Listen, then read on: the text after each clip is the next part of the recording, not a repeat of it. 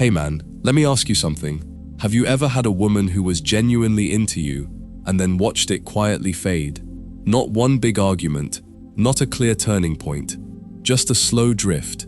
She got shorter in her replies, less available, the energy cooled, and you couldn't find one thing you did wrong because you'd been doing everything you thought was right. You were consistent, you showed up, you made time for her, and somehow that was the problem. This video is about what's actually happening when women lose interest, and why the advice most men get about how to prevent it makes the situation worse instead of better. The push-pull framework is everywhere right now. Give her attention, then pull back. Be engaged, then go quiet. Keep her guessing. And there's a real psychological truth buried in the idea. Attraction does require tension, uncertainty does matter, and being completely available does kill something. But here's what nobody says clearly. When you're running push-pull as a conscious strategy, she feels it.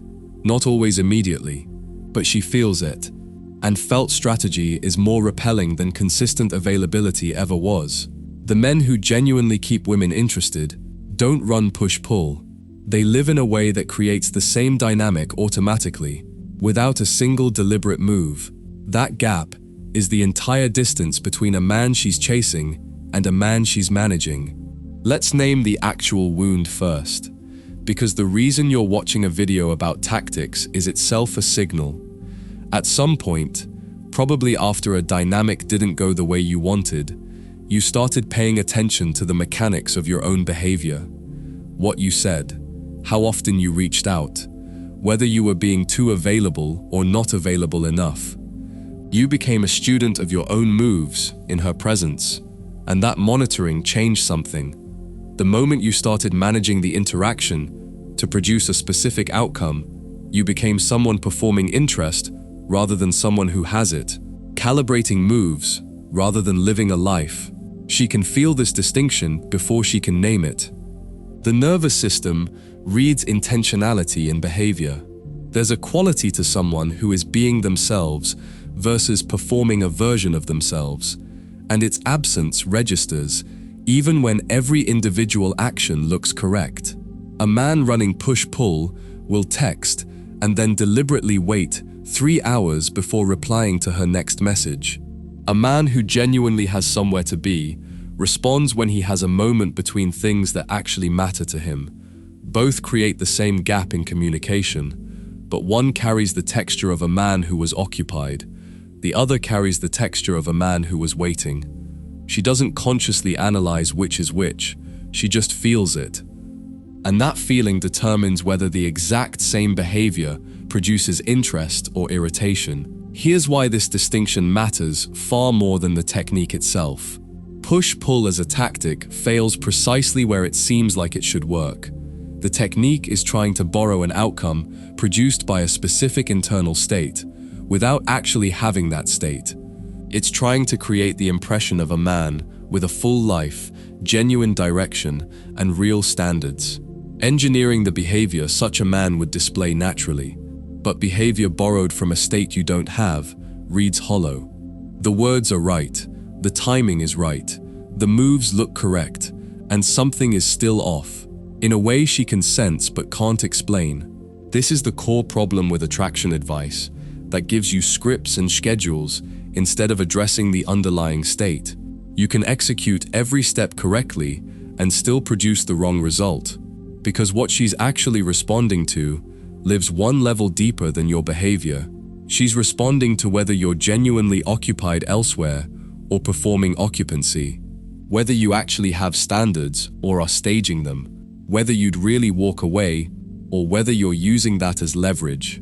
The performed version of all three is detectable, not always on contact, but over time. And the moment she understands that what she was responding to was manufactured, the attraction doesn't just level off, it drops, because she was responding to something that wasn't real. And that realization can't be undone with more technique. Now here's what most men miss when they hit this point. The answer isn't just be yourself. That phrase has been drained of meaning through overuse. The answer is, build the internal state the push-pull technique is trying to simulate? What state is it trying to simulate? A man who is genuinely occupied, who has a direction that matters to him more than any single relationship, who gives attention from real interest rather than from the need to secure hers, whose availability isn't governed by a calendar he built to seem less available, but by an actual life with competing claims on his time. A man like this creates tension automatically. He pulls back, not because he calculated that it builds attraction, but because he has somewhere to be. He's less available not because he follows a rule, but because he has standards about how his time gets used. He's unpredictable not because he randomizes behavior to seem interesting, but because he's moving through a real life that doesn't orbit her. Every outcome push-pull is trying to produce happens naturally for this man, without a single deliberate move, without counting hours, without manufactured distance. The technique is a map someone drew of what this man looks like from the outside, and you can follow that map precisely and still never arrive, because the destination is internal. What changes when you actually arrive there is the part nobody teaches well. It stops you from managing her interest as the primary project.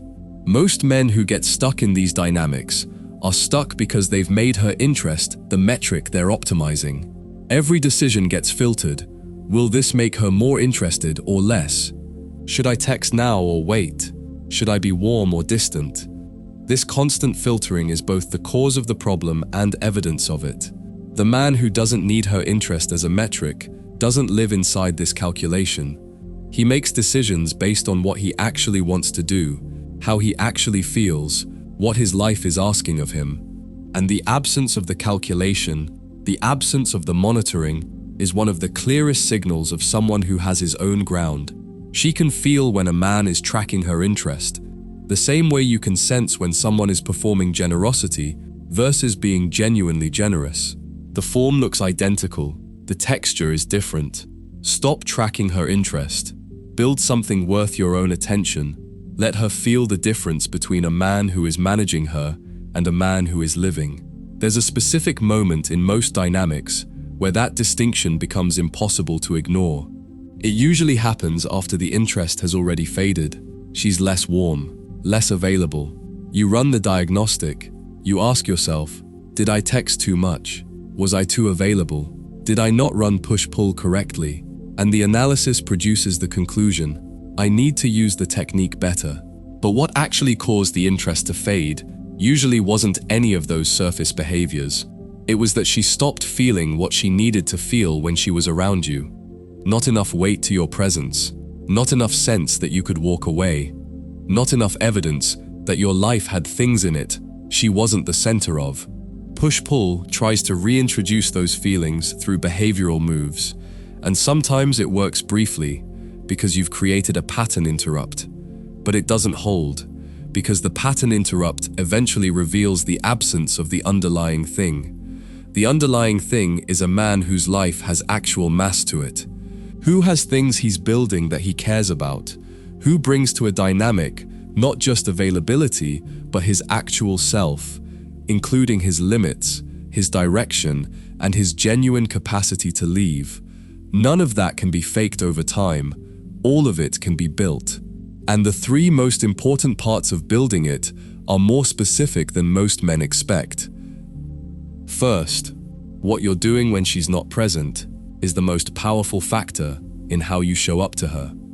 A man who is genuinely occupied elsewhere, in ways that matter to him, has a different quality when he arrives.